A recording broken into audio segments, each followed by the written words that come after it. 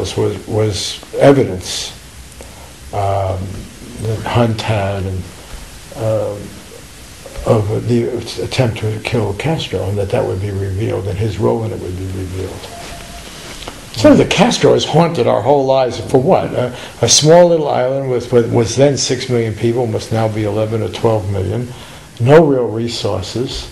A lot of good doctors. Well, now, yeah, but I mean, the amazing thing about imperialism, I mean, it's a tangent, but it interests me.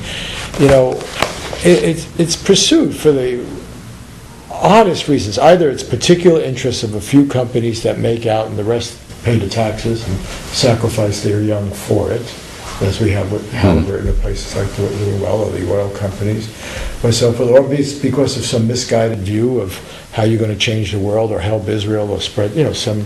Or sometimes it is just plain vanity. And I think it is vanity. The United States, the whole Vietnam thing is just vanity gone mad.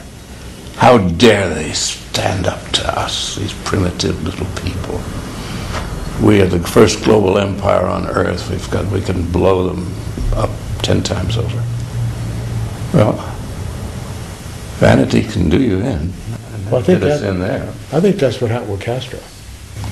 Oh no, he represented. Well, he said no. Stop it. And who's he to say that? Oh, Jack was obsessed with him.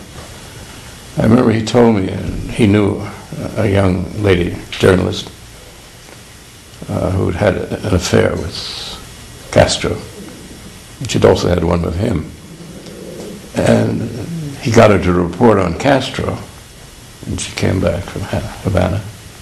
You can probably figure out who she was. She and I were involved politically at one moment. And Jack said, he has sex with his boots on? He was amazed at that. That had never occurred to him, anybody would do that. All right. But you liked Kennedy, right? I mean, Jack. Oh, very much. Yeah. I did not like Bobby, but I certainly liked Jack. What was the difference? Night and day.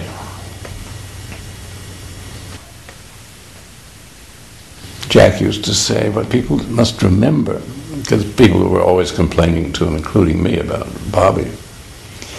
Bobby's a policeman.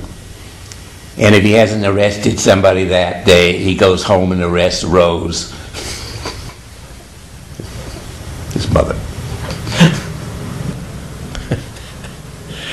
These imitations are great.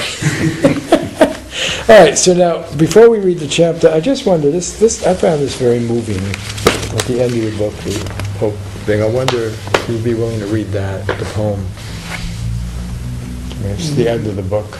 I wish I had more Kennedy imitations. Can you do LBJ too? I used to be able to, yes. Professor Marcy Frank, she's a professor at the University of Toronto, wrote a little book about my work, and she's flattered me by a comparison to Alexander Pope.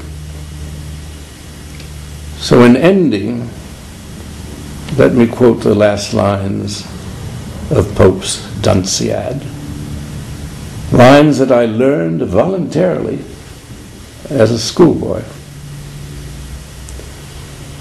Nor public flame nor private dares to shine, nor human spark is left, nor glip, nor public flame nor private dares to shine, nor human spark is left, nor glimpse divine. Lo, thy dread empire, chaos is restored. Light dies before thy uncreating word. Thy hand, great anarch, lets the curtain fall, and universal darkness buries all. In 1943, when I recited this to a classmate at the Phillips Exeter Academy, he was bewildered. Why did you learn that, he asked. Because I said, it's bound to be apt one of these days. And so it is today, January 1st, 2006. You are watching original video by Truthdig.com. For more information and resources, visit us on the web at www.truthdig.com.